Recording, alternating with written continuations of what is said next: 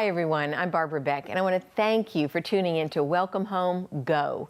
30 minutes of discussions on challenging topics that will inspire you to go, to make a difference. This shorter version, it's a spin-off of Welcome Home, was created because we know you're crazy busy, so we've made it even easier for you to find hope, to grow in your faith walk, and then go and make a difference in this challenging world of ours. You'll still get the same meaningful, inspiring discussions on topics that we believe Jesus would want us to respond to by serving wherever we're called. I want you to think about this. You've never locked eyes with anyone who was not created in the image of God.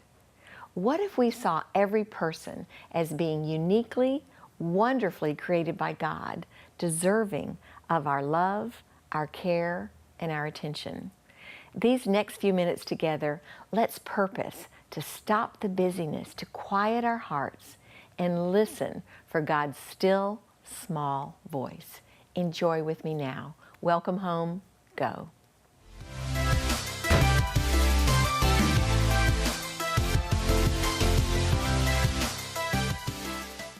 Oh, viewers, you are in for a treat today. We're going to be continuing our discussion on religious freedom, and who better than Danny DeArmas from First Baptist Orlando. He's my good friend, he's my pastor, one of my pastors, and he's here to help enlighten us and give us some more insight into what religious freedom is and what some of the challenges are in today's culture concerning religious freedom. Welcome, Danny DeArmas. Thank you, Barbara. It's great to be here. Always a joy to be with you. Thank you. It's always a joy to be with you as well. Before we get into religious freedom, let's talk a little bit about who Danny DeArmas is. What do you do? Tell us about your family. Okay. Well, I'm the senior associate pastor at First Baptist Orlando. Been on staff for almost 10 years Wow.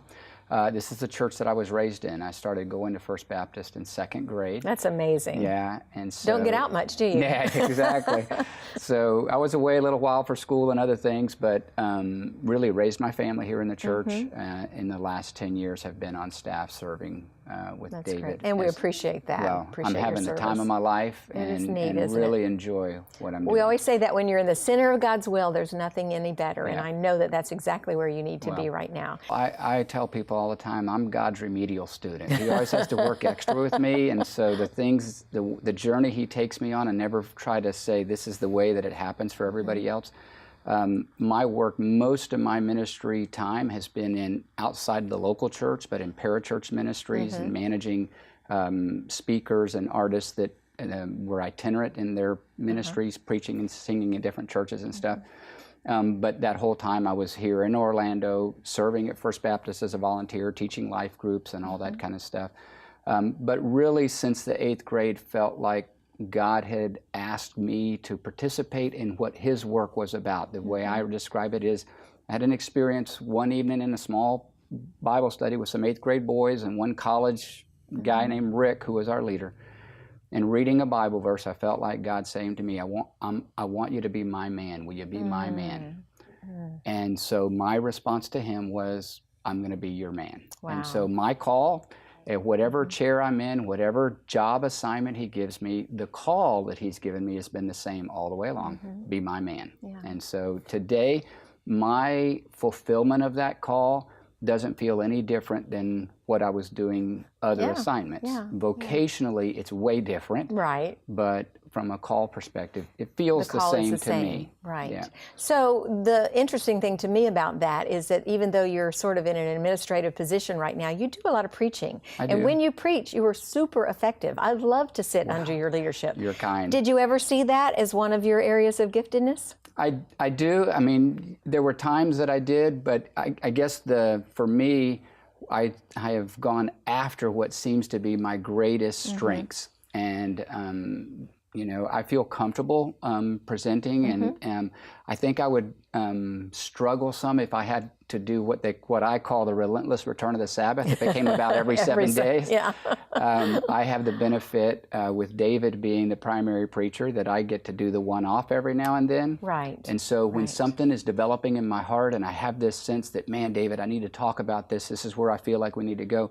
He's really generous to say, man, anytime you want the opportunity to talk, you can. But if I had the relentless return of the Sabbath on me, I think I'd have to either change my lifestyle a lot, or a lot of it would have to be different. That would be tough. Well, I don't know if you ever preached on it, and if you did, I probably missed that particular service. We've been doing a lot of traveling lately, but did you ever preach on what your word for the year Yes, was? my word for the year, for this year, 2018, is margin. Margin, okay. Margin. And that means what? Creating space for myself. As I watch the life of Jesus, there's a lot of ways that Jesus' life and my life are different. But one of the most distinct ways is that interruptions never seem to bother him. Right? You see somebody tugging at his robe and he stops. You see somebody yelling out for something. Everybody's trying to protect Jesus' time, and he's saying, no, it's okay. I can take time with him. Let the children come. And then when other people have a crisis and they come running to him, they don't become emergencies for him. He doesn't seem deterred by all the crises that come his way, and yet he's not bothered by the interruptions that come his way. My life is the opposite. The interruptions really frustrate me because I have something I'm supposed to do. And then the crisis, I'm like a problem solver, and so somebody else's crisis becomes an emergency for me. And so we're walking through the book of Mark, have been for a year at First Baptist, and so I started noticing as I read the narrative between the stories, as you read what happens between the different places, you see this practice that Jesus has to get away. And I really felt like for me, it was God saying to me, I need time with you. I need time before the things start. You get margin first. Margin isn't about leftover. Margin is you establish it first, and then you do it away. For me, the word it kept saying is that Jesus got away. There are places where he sent the crowd away. He sent the disciples away. All of those people had other plans for Jesus, but he didn't care about all those. And sometimes I find in my life, other people have plans for me too. And so what I want to do is create margin for myself. Get away, be quiet, where I can be alone and with God, and in there find my direction and my purpose, my plans for the day, for the week, for the year, for the month, however, and in that create a better balanced life in terms of the way I'm managing my schedule and being okay with an interruption and not being so alarmed with crisis that come my way, saying, hey, it's okay.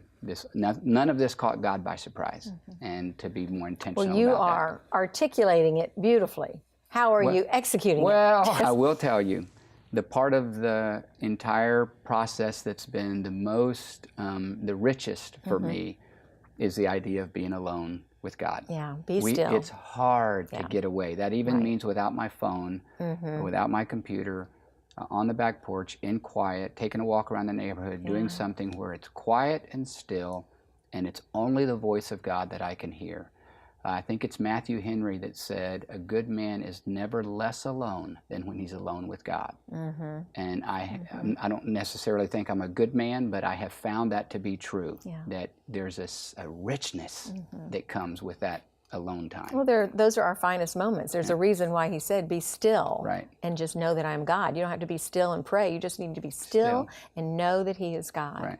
Let's talk about religious freedom. Okay. All right, that's a passion of yours. We've been talking about this on today's program, and it seems on the surface, Danny, like it ought to be a real simple thing. Of course we want religious freedom. It's a no-duh, but is it? Yeah, I think it's a little more complex than it seems on the surface. In my own journey with this, it's kind of humorous the way it's come about. While I think God prepared me with some experiences in my life early on for this, more recently, about 3 years ago, someone asked if they could use our facility at First Baptist for an event that they wanted to do. And they came to us from a good friend who I knew really well and trusted, but somebody from the Church of Jesus Christ of Latter-day Saints, the Mormon Church, approached a friend of ours from First Baptist and said, do you think First Baptist would let us host an event at your church? And so because of the friend that it came from, I said, yeah, maybe. And I was scared. Are we going to have this here? Well, I got to talk to the folks and realized, you know what, I agree with them about this issue. I don't disagree with them. And so I took a big, bold step as one of the pastors saying, we're going to host an event, that's open to people of other faiths to come on our campus and to talk about an issue that we agree upon. What was the issue? Of religious freedom. Religious freedom, okay. So that was the issue, and I would have said, yes, I believe in religious freedom. But do I believe in it enough to let other faiths come on our campus? Right, Is that what it means to do that? And so that began, we hosted the meeting. I didn't tell anybody we were hosting it. I kept it as quiet as we possibly could. But that's too bad you had to feel like that, It is, because right? I was just nervous. Right. Yes. I'm not nervous anymore. Good. Because I've learned a lot. Yeah. So in that experience, in that first event that we did 2 years ago, I met some people that my interaction with them over the last 2.5 years has really affected my view of what my responsibility is as a Christian. In our culture today, what is my responsibility for this issue? And I really believe Christians, if I can be so bold, we're asleep at the wheel. And we need to take responsibility now for what's going to be a future that our children and grandchildren are going to inherit from us. And the decisions or lack of participation that we have today are going to affect what happens later. And these events have illuminated that for me. So what is our responsibility as Christians? Well, in as simply as I can say it today, Christians have a responsibility while we're in the majority, and we still are in the majority. Right. We have a responsibility to restrict government today so that when we're in the minority, we won't need to restrict government then. Right. So what do I want to do to government today? And I have no, this is not a fight between different faiths. This is a war, if you will, or a contest between citizens and their government, not between citizens and their different faiths. So citizens of all faiths should make sure we're doing everything to limit government. Now, it just so happens, as Christians, we're in the majority. Sometimes we don't feel like we are. Sometimes we feel like we're persecuted because it doesn't seem as Christian as it used to be.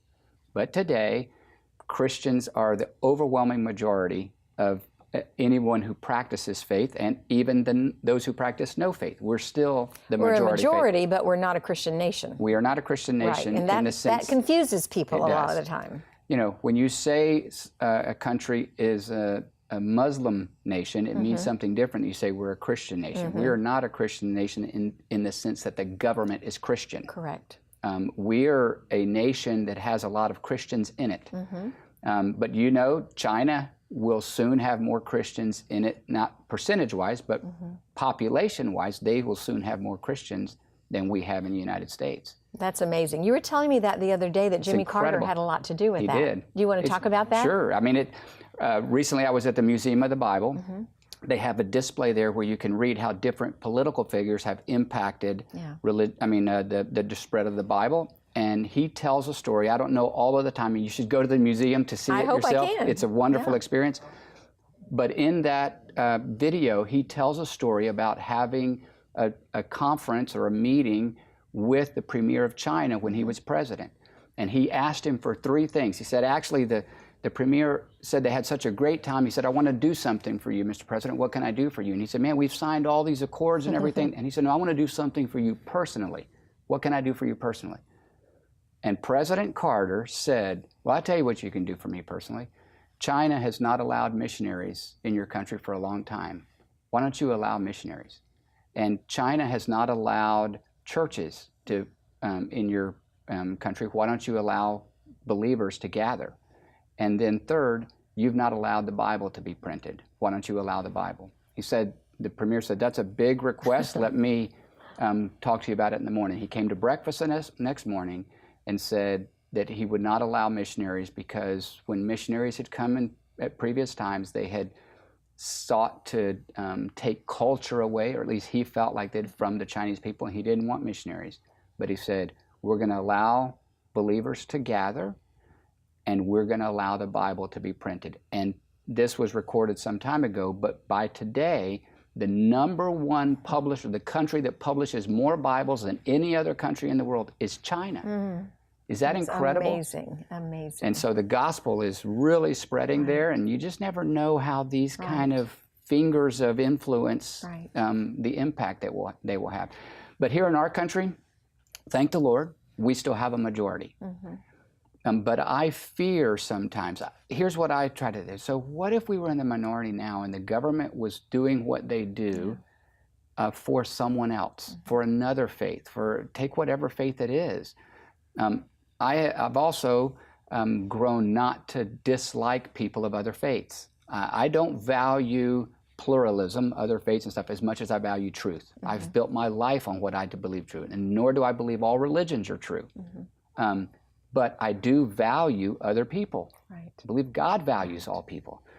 And so this experience has helped me have a richer understanding of other faiths and other people, always holding forth the truth of the gospel, always giving people an opportunity to know what's the hope in me and what I'm standing on, but doing it with gentleness and respect and kindness and with genuine interest in them and their perspective and their understanding.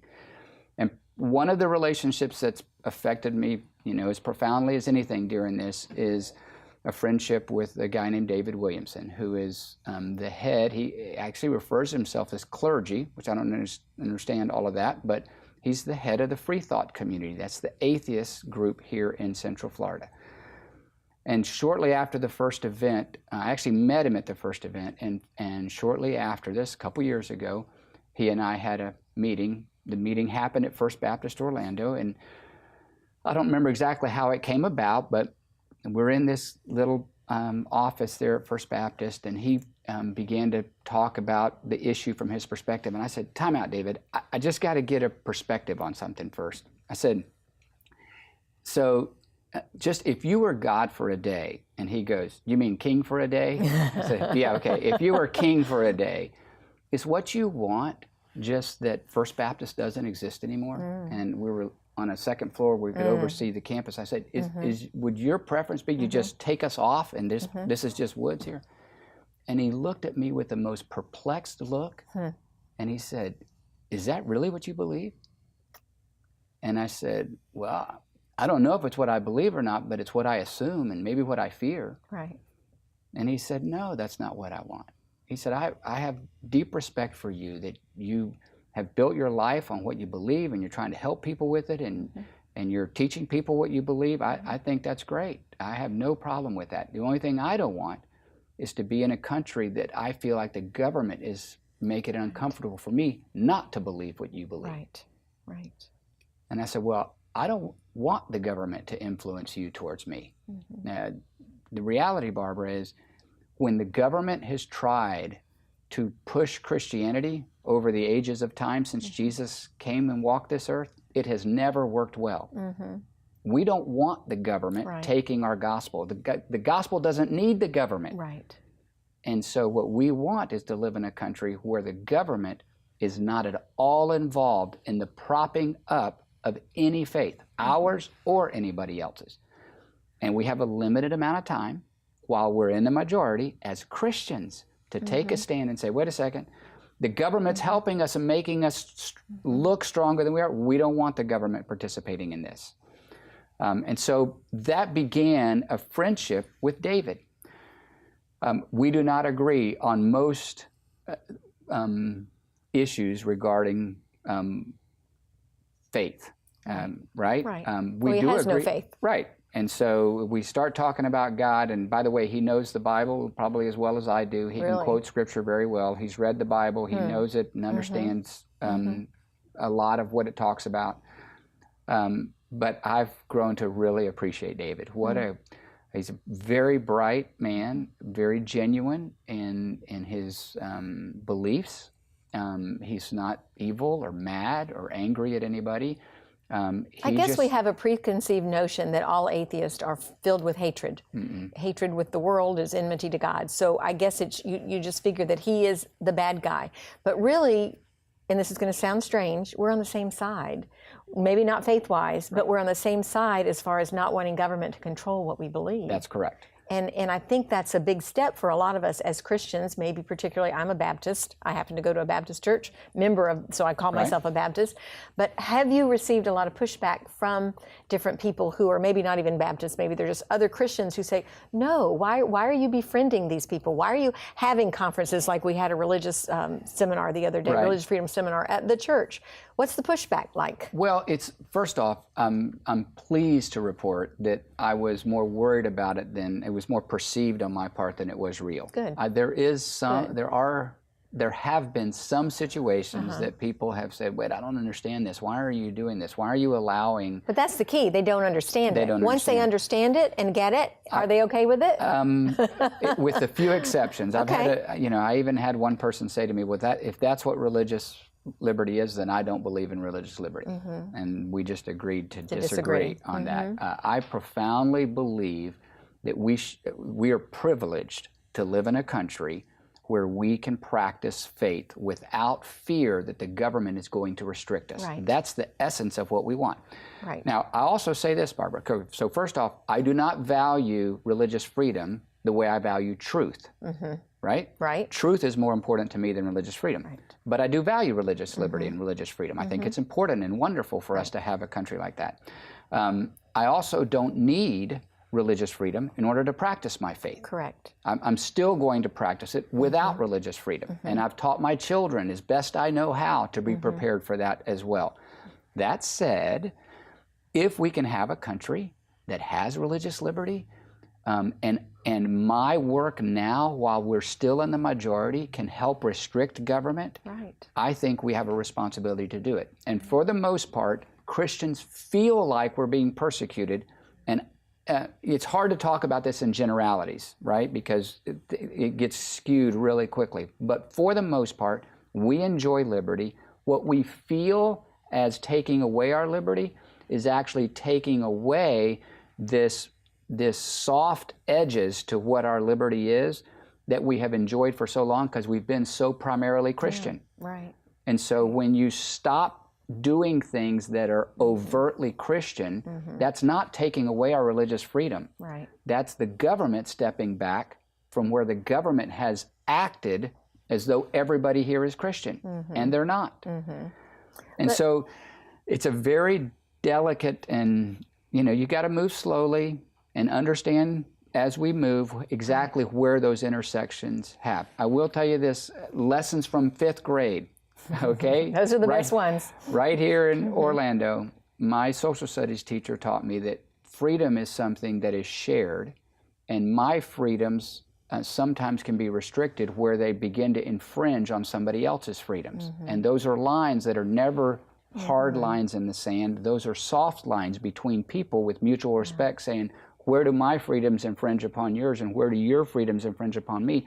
And we're going to work together as citizens of a great country to try to find a middle ground for that. And that's where some of the debate and the discussion needs to rest. Right. With mutual respect, my friend David and I, we have wonderful discussions about some of the more tricky issues, like the bakers and those kind of things. Are they supposed to bake a cake if it's against their conscience or not? And those are not clear-cut lines in the sand. Well, otherwise it would have been settled. If it has to go to the Supreme Court, we know that obviously there are no easy answers for that. Right. We're almost out of time. I could talk to you about this for hours at a time, or let you talk. I don't need to be talking. You know so much more about it. But my one last question to you, Danny, is where did this passion come from? Why are you so interested in religious freedom? And then why should I care? Why should we care as viewers? Well, I think it's a combination. Again, I alluded to early, I think God gave me an experience early on, again, at elementary school, where I saw a child that was a good friend of mine, recess buddy and everything. When we experienced a death at the school, one of the teachers died, and our teacher asked the students to pray, not pray out loud, but she was going to lead in a prayer. I knew her to be Christian. Yeah. I knew she shared my faith. I was just I think 3rd or 4th grade, maybe 5th grade. But when she began to pray, and I was at the school, I was worried for my friend because I knew he didn't have faith. And I knew that his parents had told him that everything that I believed was false and there was no God and all that. I wasn't mad at him about it. He was a friend, and we loved playing recess together. Right. man, I felt sorry for him. And I wondered what his parents would feel like if they were in the room right then and this teacher was praying. So I didn't do anything about it, but it marked me. Yes. I remember that. And then when I sat in that summit 2 years ago and began to hear the conversation, and I looked around me, and I was one of the few Christians in the room. It was mostly, 200 people, almost everybody there of a minority faith here in the United States. Every possible mixture of people you can imagine. And I began to sense the same feeling that I had in that classroom at Rock Lake. Wow. Man, I don't want the way I pray to, actually the way I pray is okay, but I don't want the government telling you how to be in any government place and saying something that makes them feel like they're second-class citizens. They're not. The great thing about our country is that nobody's forced to practice faith. We all get the freedom to do it. And that gives us the freedom to talk about Jesus and to introduce people to Jesus and to give them life and life abundant and everything the gospel offers without it coming from something like the government. And the reality, Barbara, we don't need the government. Jesus doesn't need the government. And our job is not to try to get the government on our side. Our responsibility as Christians is to restrict the government, so the government will not one day restrict us. And if we don't restrict the government today, it'll be at our own peril, because we are on the decline percentage-wise. And that's why we care. And that's why we had Danny Armas here, viewers, today to help us understand what religious freedom really is. It's a complicated issue, but it's one that we really need to understand and have continued conversations there at home. I love that First Baptist is opening up its arms. They know the truth. The truth is Jesus Christ. There is no doubt about that. But we don't want to be able to have to be in the minority one day and have the government tell us how we need to be thinking. So think along those lines. Have those conversations at home. Danny Armas, thank you again so much for being here with us today. God bless you. We have more viewers coming up, so stay with us, and we'll be right back.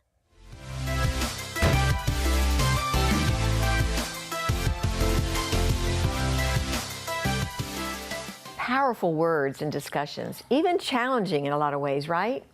Well, we know that you're busy, and we want to serve you in the best ways we can and make it even easier for you to find hope and be hope in this challenging world.